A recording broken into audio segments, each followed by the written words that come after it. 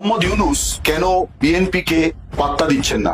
20 কোটি মানুষ একসাথে বলেছে ডক্টর ইউনূসকে চাই। আপনারা আবার কি চান? ডক্টর ইউনূসের সরকার নানা কারণে ইতিমধ্যে যথেষ্ট বিতর্কিত এবং যারা শক্তিশালী রাজনৈতিক প্রতিপক্ষ তারা কিন্তু এটা অব্যাহতভাবে করে যাচ্ছে। তার প্রমাণ হচ্ছে ছাত্র জোটের একটা কর্মসূচিতে হামলা চালায়। ডক্টর ইউনূস ক্ষমতায় বসার পর ঢাকা শহর হয়ে গেছে দাবি দেওয়ার শহর। মানে ওই রাজনৈতিক দল এই যে সারাক্ষণে এই চাই ওই দিতে হবে, ওইটা মানি না, অবরোধ, কর্মবিরতি, মানে চলছে তো চলছে। আজ থেকে 10 মাস আগে যেই ছেলেটা দেখেছি সারা গায়ে আঘাতের চিহ্ন জুলাই আন্দোলন করতে গিয়া, সেই সব ছেলে মেয়ে মাত্র 8-10 মাসের মধ্যে কিভাবে কোটি টাকার মালিক হইতে পারে এই চিন্তা আমাদের ঘুম আসে না। 10 মাস তো, আরে রাজনীতি তো আগামী 5 বছরের না, রাজনীতি তো 50 বছরের। কষ্ট করে বসে থাকলে আগামী বাংলাদেশ হয়তো আমাদের। ইউনূস জবাব দিক, আসিফ নজরুল জবাব দিক। এরকম মিথ্যা বয়ান দিয়ে মানুষকে তারা বিভ্রান্ত করেছিল। আজকে যারা বিভ্রান্ত হয়েছে তারা কি এটা উপলব্ধি করতে পারেন যে কত বড় মিথ্যা? সম্মানিত দর্শক, এবার জাতিসংঘ থেকে কঠিন এক বিবৃতি দিয়েছেন জাতিসংঘের মহাসচিব। দর্শক, এই ভিডিওতে আপনারা দেখতে পাবেন এবার জাতিসংঘ এবং সাবেক প্রধানমন্ত্রী শেখ হাসিনা ডক্টর ইউনূসকে কঠিন আলটিমেটাম দিয়েছেন পদত্যাগের জন্য। এই ভিডিওতে আপনারা দেখতে রীতিমতো চমকে যাবেন।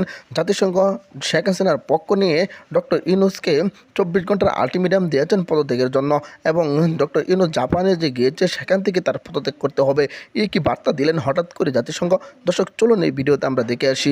আজকের এই ভিডিওটি অত্যন্ত গুরুত্বপূর্ণ হতে চলেছে, তাই ভিডিওটি 1 সেকেন্ডও না টেনে সম্পূর্ণ ভিডিওটি দেখার অনুরোধ রইল। দর্শক, চ্যানেলে যদি আপনি নতুন হয়ে থাকেন অবশ্যই চ্যানেলটিকে সাবস্ক্রাইব করে পাশে থাকা বেল বাটনটি অন করে রাখবেন। পরবর্তী ভিডিওর জন্য লাইক করে দেখতে থাকুন সম্পূর্ণ ভিডিওটি। ইউনূস কেন বিএনপি কে পাত্তা দিচ্ছেন না? আমি খুব সচেতনভাবে এই শব্দটি ব্যবহার করছি, পাত্তা দিচ্ছেন না। এটি একটি চালু বাংলা শব্দ, বা গুরুত্ব দিচ্ছেন না, কিন্তু কেন দিচ্ছেন না এই বিষয়টি আজকে আমি আপনাদের কাছে খানিকটা ব্যাখ্যা করতে চাই। এই কারণে, আপনারা যারা নিয়মিত বাংলাদেশের খবরাখবর দেখেন, ওয়ালে দেখেন বা বাংলাদেশের পত্রপত্রিকায় দেখেন, মঙ্গলবার বিকেল থেকে বাংলাদেশের টেলিভিশন চ্যানেল, অনলাইন পোর্টাল এবং বুধবার প্রকাশিত দৈনিক যত সংবাদপত্র আছে, প্রায় সব সংবাদপত্রের প্রথম পাতায় যে খবর বেরিয়েছে তাতে একটি শব্দ কমন, অর্থাৎ সকলেই এই শব্দটিকে শিরোনামে নিয়ে এসছে। সেটি হচ্ছে যে হতাশ। কারা হতাশ? না, বিএনপি হতাশ। কেন হতাশ? বিএনপি হতাশ এই জন্যে যে প্রধান উপদেষ্টা মোহাম্মদ ইউনূস তারা বিএনপির দাবি দেওয়ার ব্যাপারে কর্ণপাত করছেন না, এবং মূল দাবি যেটা, সেটি হচ্ছে যে ডিসেম্বর 2025-এর মধ্যে যে নির্বাচন করার দাবি বিএনপি তুলেছে, এবং তারা একটা রোড ম্যাপ চাইছে যে কবের মধ্যে নির্বাচনটি হবে। এই ব্যাপারে মোহাম্মদ ইউনূস নিরুত্তর, তিনি কোনো স্পষ্ট কিছু বলছেন না। বিএনপি যে এই দাবি প্রথম জানালো তা নয়, প্রায় 5-6 মাস ধরে তারা এই একই দাবি লাগাতার ভাবে চালিয়ে যাচ্ছে, এবং 3-4 দিন আগে যখন একটা রব উঠলো যে মোহাম্মদ ইউনূস পদত্যাগ করতে ইচ্ছা প্রকাশ করেছেন, যে তিনি পেরে উঠছেন না, যে ধরনের অস্থির পরিস্থিতি তৈরি হয়েছে, তখন বিএনপি নেতৃত্ব বলল যে তারা কিন্তু মোহাম্মদ ইউনূসের পদত্যাগ চান না, তারা কিন্তু অন্তর্বর্তী সরকারের পতন চান না, তারা কয়েকজন উপদেষ্টাকে সরালে ভালো হয়, এইটা তাদের দাবি। এবং তারা মোহাম্মদ ইউনূসকে গিয়ে বলেও এসছে, আপনার প্রতি আমাদের পূর্ণ সমর্থন আছে, সায় আছে, আপনি থাকুন। এখন এই যে সমর্থন বা পাশে থাকার বার্তা, এর বিনিময়ে বিএনপি কি পেল, এই ব্যাপারটা কিন্তু তাদের দলের নিচুতলার নেতা কর্মী, সমর্থক এবং সাধারণ মানুষ যারা বিএনপি করেন না, তাদেরও কিন্তু সকলের প্রশ্ন যে বিএনপি যে এইভাবে মোহাম্মদ ইউনূসের পাশে দাঁড়িয়েছে, তার বিনিময়ে তারা কি পাচ্ছে। তার কারণ প্রকাশ্যে যেটা দেখা যাচ্ছে সেটা কিন্তু বিএনপি নেতৃত্বের বক্তব্য থেকেই আসছে যে প্রাপ্তিতে তারা হচ্ছে শূন্য। কেন আমি কথাটি বলছি শূন্য? এই জন্যে যে গণ অভ্যুত্থানের সময় যেমন বৈষম্য বিরোধী ছাত্র আন্দোলনের নেতৃত্ব নানাবিধ দাবি দাওয়া করতে করতে তারপরে তারা এক দফা দাবিতে এসে দাঁড়িয়েছিল যে শেখ হাসিনা সরকারের পদত্যাগ, তেমনি বিএনপিও তার অনেক দাবি দাওয়ার মধ্য থেকে এখন যে এক দফা দাবিতে এসে দাঁড়িয়েছে সেটি হচ্ছে যে ডিসেম্বর 2025-এর মধ্যে নির্বাচনের ব্যবস্থা করতে হবে। আর এই এক দফা দাবিটাই তারা ইউনূস সরকারের কাছ থেকে আদায় করতে পারছে না। তাই শুধু নয়, মোহাম্মদ ইউনূস অনেক কথা বলছেন, কিন্তু এই বিএনপির দাবিটি সম্পর্কে তিনি কিছু বলছেন না। আমি যে কারণেই বলেছি যে ইউনূস বাংলাদেশের এই মুহূর্তে বৃহত্তম রাজনৈতিক শক্তি বাংলাদেশ ন্যাশনালিস্ট পার্টিকে তিনি কোনো পাত্তাই দিচ্ছেন না। ইউনূস নিজে কোনো রাজনীতিবিদ নন, তিনি রাজনীতির বৃত্তের বাইরের মানুষ, দলীয় রাজনীতির সঙ্গে তার কোনো সম্পর্ক নেই, কিন্তু তিনি বাংলাদেশের এইরকম একটি প্রথম সারির দল, 3 বারের সাবেক শাসক দল, সেই দলকে কিন্তু লেজে খেলাচ্ছেন। এবং তার ফলে যেটা হচ্ছে যে অন্য ছোট দলগুলিও তারাও কেউ সাহস করে ইউনূস সরকারের বিরুদ্ধে কোনো পদক্ষেপ করার কথা ভাবতে পারছে না। মাঠে ময়দানে পদক্ষেপ বলতে মাঠে ময়দানে নামা।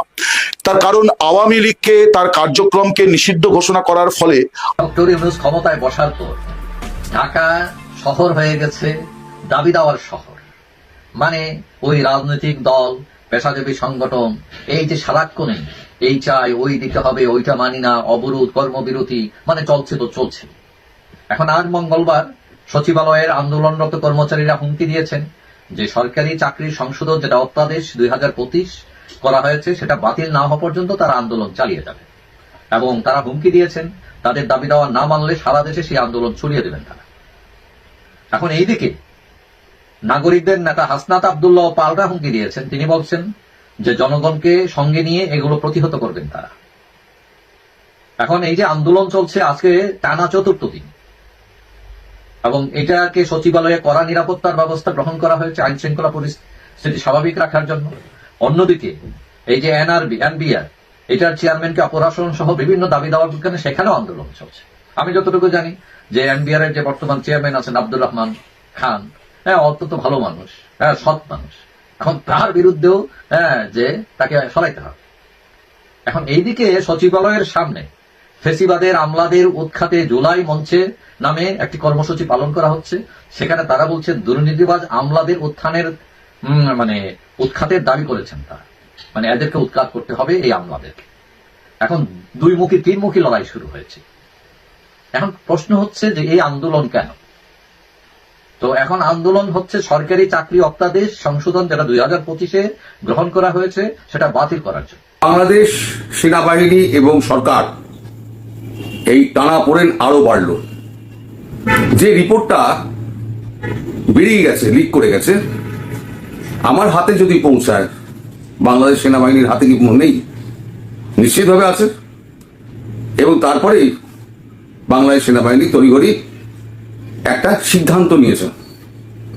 এই যে এনএসএ আছে খলিলুর রহমান, যিনি এই সমস্ত চক্রান্তটা করছেন, তাকে সমস্ত ক্যান্টনমেন্টে অবাঞ্ছিত ঘোষণা করলেন সেনাপ্রধান ওয়াকারুজ্জামান।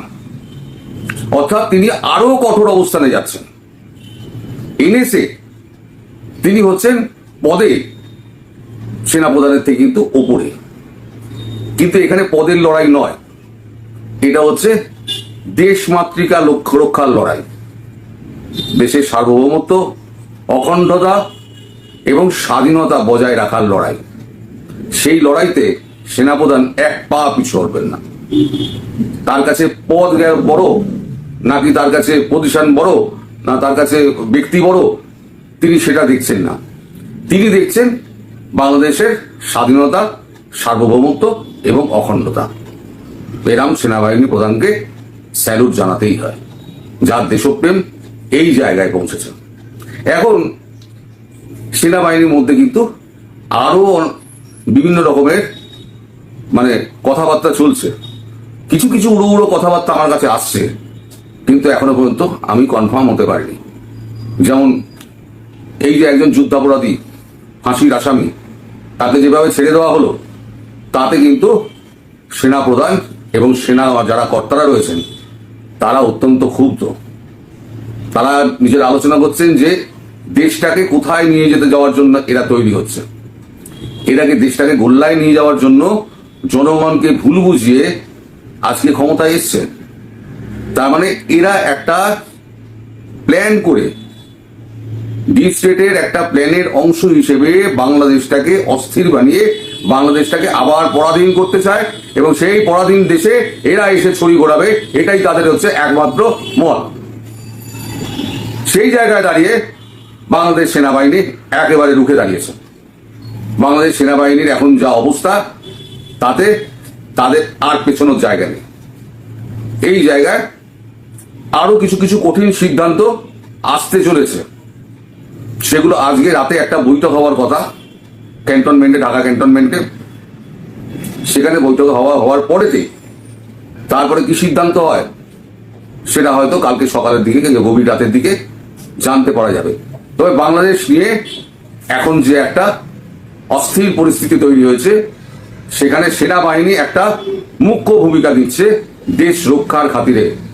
দেশের সার্বভৌমত্ব, অখণ্ডতা, স্বাধীনতা রক্ষার জন্য দেশের সেনাবাহিনী একেবারে মানে তুঙ্গে হয়ে রয়েছে এবং সমস্ত সেনাবাহিনী এসে পেছনে দাঁড়িয়েছে ওয়াকারুজ্জামানের পেছনে এসে দাঁড়ানোর পরে ওয়াকারুজ্জামান এখন মানে কঠিন হাতে, যাকে বলা হয় কড়া হাতে, সমস্ত কিছু কন্ট্রোল করার চেষ্টা করছেন। এখন পরিবর্তিত পরিস্থিতিতে সেনা শাসনের দিকে উনি যাবেন কিনা সেটা হচ্ছে একটা বড় প্রশ্ন, কারণ অবস্থা ক্রমশ ঘোলাটে হচ্ছে। যেভাবে আমেরিকা এখানে ঢুকে পড়েছে তাতে কিন্তু সেনাপ্রধান বুঝতে পারছেন বাতাসে বিষ এসে গেছে। বাংলাদেশের মানুষ কিন্তু খুব খারাপ অবস্থায় রয়েছে। চারদিকে দেশ, বিশেষ করে ভারতের সঙ্গে যা সম্পর্ক তলানিতে গিয়েছে, আস্তে আস্তে তো মানে ভারত থেকে তো আমদানি টামদানি গুলো কমেই যাচ্ছে। ধীরে ধীরে যখন যত গরম বাড়বে, ঝপ করে যদি কারেন্টটা বন্ধ করে দেয় আদানি, তাহলে পরে একেবারে লোডশেডিং এ একেবারে ডুবে যাবে। কারখানা যেটুকু পড়ে রয়েছে সেগুলোও বন্ধ হয়ে যাবে। এইভাবে যদি চলতে থাকে তাহলে না চীন দেখবে, না ভারত দেখবে, পাকিস্তানের তো দফা হয়ে গেছে, তুর্কি। সম্মানিত দর্শক, আশা করি সকলে পুরো ভিডিওটি দেখলেন। এই ভিডিও সম্পর্কে অবশ্যই আপনাদের মতামত ভিডিওর কমেন্ট বক্সে লিখে জানাবেন। দর্শক, ইতিমধ্যে কিন্তু আপনারা ভিডিওতে দেখেছেন বর্তমানে বাংলাদেশের যে পরিস্থিতি, এই পরিস্থিতির ভিতরে ডক্টর ইউনূসকে নির্বাচনের কঠিন চাপ দিয়েছেন বিএনপির নেতাকর্মী। ডিসেম্বর মাসেই বাংলাদেশের দ্বাদশ জাতীয় সংসদ নির্বাচন অনুষ্ঠিতের আলটিমেটাম দিয়েছেন এবং কি ডক্টর ইউনূসকে পদত্যাগ করে তারপরে বাংলাদেশের নির্বাচন অনুষ্ঠিত করতে হবে।